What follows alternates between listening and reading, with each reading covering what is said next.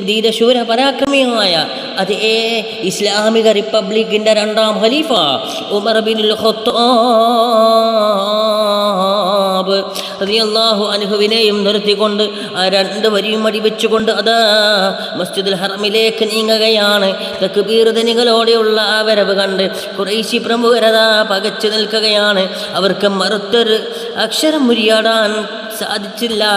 കാരണം എന്തെന്നറിയോ? മുന്നിൽ നിൽക്കുന്നത് ആരാണ്? അതേ ഹംസയാണ്. ആരാണ് ഹംസ?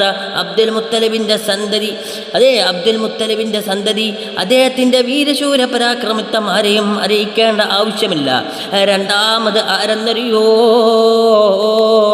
അതേ ബഹുമാനപ്പെട്ട ഉമർ ബിനുൽ ഖത്താബ്.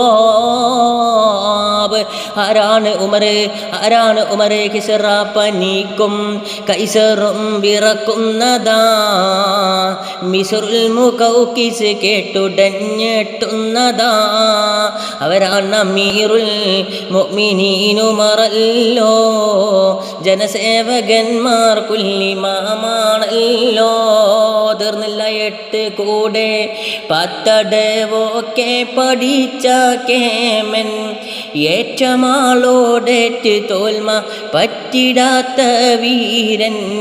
ഞെട്ടുമേതേ രാജനും ആ പേര് കേട്ടാൽ പിന്നെ, കുട്ടിയെ ഭയപ്പെടുത്താൻ ചൊല്ലുമാ പേർ തന്നെ. അതേ തീർന്നില്ല. ആരാണ് ഉമർ? സ്വർഗം കൊണ്ട് സന്തോഷ വാർത്ത അറിയിക്കപ്പെട്ട 10 മഹാന്മാരിൽ അതേ 10 സഹാബാക്കൽപ്പെട്ട മഹാനായ ഉമർ ബിൻ ഖത്താബ്, നീതിയുടെ ഭരണാധികാരി എന്നറിയപ്പെട്ട മഹാനായ ഉമർ ബിൻ ഖത്താബ്.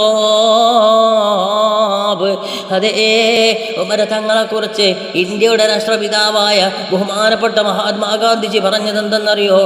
മഹൽ മാതൃക കണ്ടായിരിക്കണം രാമരാജ്യത്തിൻ്റെ യോഗി പോലും വന്നെങ്കിലെന്ന് കൊതിച്ചുപോയി ഇന്ത്യയിൽ എന്നും ഓർമ്മിക്കുമാ നല്ല കാലം. ഇന്ത്യക്ക് വേണ്ടത് ഉമറിൻ്റെയും അബൂബക്കറിൻ്റെയും ഭരണമാണെന്ന് ഇന്ത്യയുടെ രാഷ്ട്രപതി ബഹുമാനപ്പെട്ട മഹാത്മാഗാന്ധിജി വരെ പറഞ്ഞു പോയെങ്കിൽ, ഇന്ത്യയുടെ രാഷ്ട്രപിതാവ് മഹാത്മാഗാന്ധി വരെ പറഞ്ഞു പോയെങ്കിൽ, അതാണ് മക്കളെ ഉമർ ബിനുൽ ഖത്താബ്. ഈ വീരകേസരികളുടെ നേതൃത്വത്തിൽ വരുന്ന ജാഥയെ ആരെതിർക്കാനാണ്? ഇല്ല, ഒരാളും എതിർത്തില്ല.